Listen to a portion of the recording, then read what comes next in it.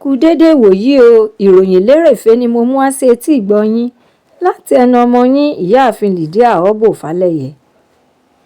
Nínú ọ̀rọ̀ tí aṣòfin tí ó wá láti gbùngbùn àárín ìpínlẹ̀ Kogi aṣòfin Nasata Akpoti-Uduaghan ti bu ẹnu àtẹ́ lu fífi ọwọ́ ṣìkún òfin mú àwọn akẹ́kọ̀ọ́ 52 ilé ẹ̀kọ́ gíga ti Ambrose Ali University AAU Epoma tí wọ́n sì tún dà wọ́n sínú àhámọ́ wọn. Ó wá ṣàpèjúwe ìwà yìí gẹ́gẹ́ bí ohun àbùkù lórí òmìnira ìjọba tiwantiwa àti ìwà tó ń pa àwọn ọ̀dọ́ orílẹ̀-èdè lẹ́nu mọ́. Ìròyìn ló ṣàlàyé wípé ní ọjọ́ 5 oṣù Kínní January 5 ọdún tí a wà nínú rẹ̀ yìí ni àwọn akẹ́kọ̀ọ́ díẹ̀ kan ṣe ìfẹ̀hónúhàn àti ìwọ́de àlàáfíà kan lórí gbígbógun ti ìwà ìjínigbé àti ètò ààbò tó mẹ́hẹ, èyí tí ó dá àwọn akẹ́kọ̀ọ́ àti àwọn ọmọ ìlú láàmú. Ṣùgbọ́n ó ṣeni láàánú pé lọ́gán ni wọ́n nawọ́ mú wọn tí wọ́n sì rọ́ wọn dà sínú ìhámọ́. Ẹ̀kúnrẹ́rẹ́ ìròyìn eléyìí náà wà nínú ìwé ìròyìn Daily Sun.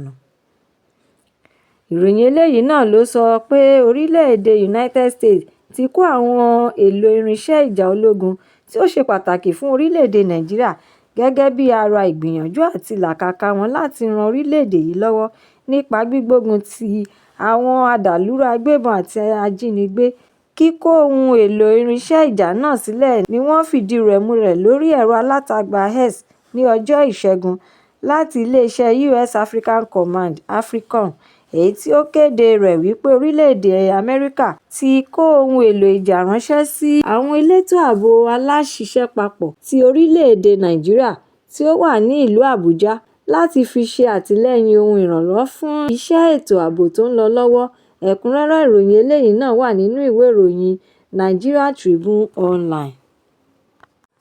Ìjọba ìpínlẹ̀ Èkó ti dá àwọn ọmọ ilẹ̀ Chad méjì padà sí ìlú wọn tí wọ́n sì tún ti tú àwọn ẹlẹ́wọ̀n tí ó tó 16 sílẹ̀ láti máa lọ sílé wọn gẹ́gẹ́ bí ara ètò àtúnṣe tí ọgbà ibi tí àwọn ọ̀daràn ti máa ń kẹ́kọ̀ọ́ láti ṣe àtúnṣe èyí tí ó wáyé lánàá òde yìí.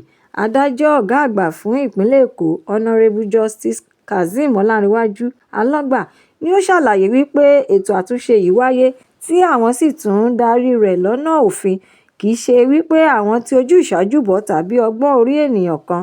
Ẹ̀kúnrẹ́rẹ́ ìròyìn eléyìí náà wà nínú ìwé ìròyìn The Guardian.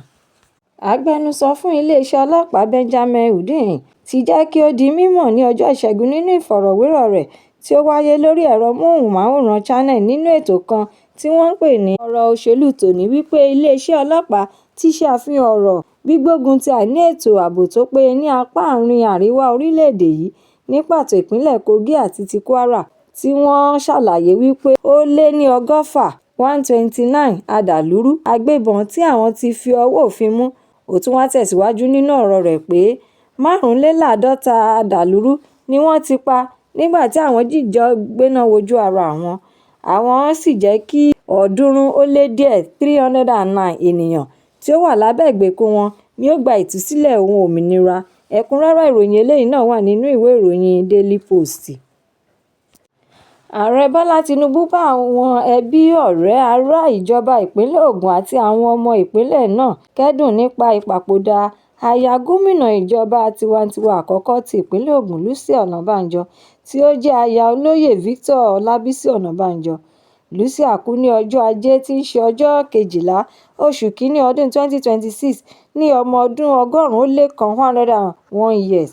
Ààrẹ Tinubu ṣàkíyèsí ohun ribiribi tí ó ti ṣe fún ìlú, ìpínlẹ̀ àti orílẹ̀-èdè lápapọ̀ nínú ìjẹ́rìí tí àwọn ènìyàn ṣe nígbà tí ó wà láyé àti lẹ́yìn ikú rẹ̀. Ẹ̀kúnrẹ́rẹ́ ìròyìn eléyìí náà wà nínú ìwé ìròyìn Vanguard.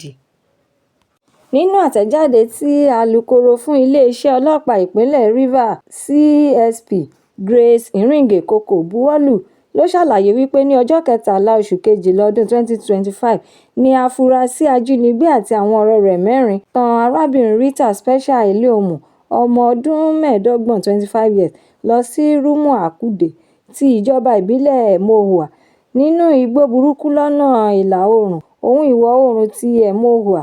Níbẹ̀ ni wọ́n ti béèrè fún owó tí ó lé ní $210,000 lọ́wọ́ àwọn ìdílé arábìnrin Rita kí ó tó di pé wọ́n pa á.